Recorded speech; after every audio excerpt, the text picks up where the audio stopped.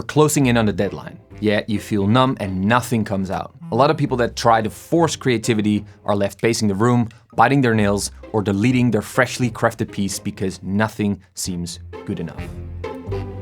In this video, we're talking about some basic principles to get your creativity flowing again. Some are based on science and some are based on my personal experience. That brings us to tip number 1. Take sleep serious. 4 years ago, I radically changed my life around. After binging all of Matt D'Avella's videos, I decided to become a morning person. The solution? Plan for buffer time and double the amount of time you think it'll take to get to your appointments. And if you happen to get there a little bit early, well, that's better than being a minute late. Despite the fact that my rhythm was anything but that of an early bird, yet I committed, and until this day, sleep is the single most important factor in my life on which I can confidently thank my success towards. It has been scientifically proven that a good quality 7 to 8 hours of slumber tremendously increases your focus and creativity throughout the day. One of my favorite books is from Matt Walker, scientist and writer from the bestseller Why We Sleep. This book has been an immense motivation for my sleep journey, and therefore I cannot recommend it enough. I will go deeper in the topic of sleep in future videos. If this is something that interests you, make sure to follow my journey here on YouTube. This brings us to number 2. Listen to audiobooks or podcasts. I am a terrible reader. I'm 28 years old and I've read 5 books in my entire life. It started with The Knight with the Red Shield, then Harry Potter 1 and 2, The Subtle Art of Not Giving a F***, and Why We Sleep. I quickly found out that sitting down and forcing my body to not move was impossible to me. It was at that moment the Team Deacons podcast went live. I started listening, I committed, and I got hooked. Hi, and welcome to the Team Deacons podcast. This podcast is a dialogue between Roger and James Deacon. After this, many other books and podcasts followed. I suddenly found an interest in the history of humankind, and I could listen 19 hours on how the earth was created. Everything that men are not. And of course, men do this. I take these moments in the car, during long drives, while doing dishes, vacuuming, doing laundry, all those moments throughout the day that otherwise be boring. Number 3, check out other creators. You don't have to be original all the time.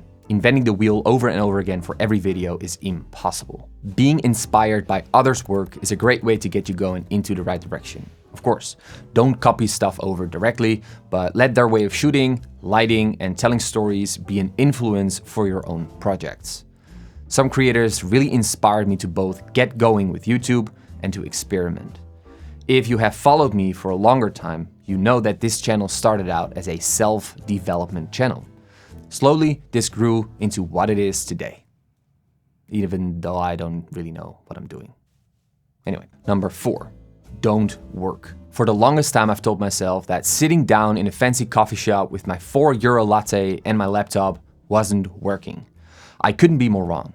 Sitting down, forcing myself to write is among the worst ideas one can have in order to enter that realm of creativity. So, take the day off. Go for a nice long walk with your dog, your girlfriend, your mom, dad, rabbit, parrot. Take your bike out for a spin or simply read a book on the couch. Leaving my laptop closed was a game changer to me. It's definitely alright if you want to write down things that pop up in your head during your day off. Just make sure it's just writing down things that you will remember the next day. Don't let it consume your whole day. On to tip number 5. Go and do a workout. Either in the gym, on your surfboard, on a giant rock wall, it doesn't matter as long as you raise that heartbeat. Working out stimulates the brain and releases a bunch of neurochemicals including endorphins, dopamines, and serotonins. These are pleasure and satisfaction-inducing chemicals that affect creativity and well-being. I've never heard anyone say they felt worse after doing a workout. It can be as simple as a 20-minute run. I sometimes find it hard to do a workout. I make excuses that time is not on my side. What did work for me, however, is finding something you actually enjoy doing. Right now, for me, this is bouldering and standing upside down on my hands. This may change in future, but that's totally fine. Last but not least, tip number 6, Setting up goals. By setting up goals, you've got something to work towards. By setting up goals, you feel more motivated to do stuff. By doing stuff, you get things done. And by getting things done, you release endorphin, which results in more creativity. Simple as that. All right, maybe the release of endorphins doesn't necessarily let you write the new Harry Potter series.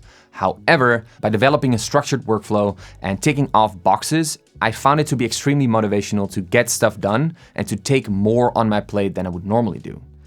The secret here is to be honest to yourself. Writing impossible goals will bring you down rather than picking you up.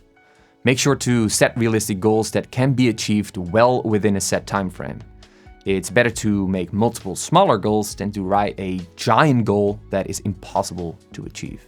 As with anything in life, you will get better at this, but the most important thing here is get started today instead of tomorrow. Now, if you would summarize this whole video into one crucial step, is that if creativity does not show up, let it go, let it rest, focus on something else. Never has anyone benefited from forcing creativity. Chill out and apply the above mentioned tips.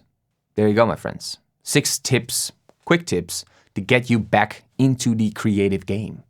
Make sure to let me know if either one of those tips helped you or will help you in the future. Also, don't forget, make sure to share this with your creativity-deprived friends. I guess they will thank you later. All right, guys, thank you so much for hanging with me. I will see you guys in the next one, and have a lovely day.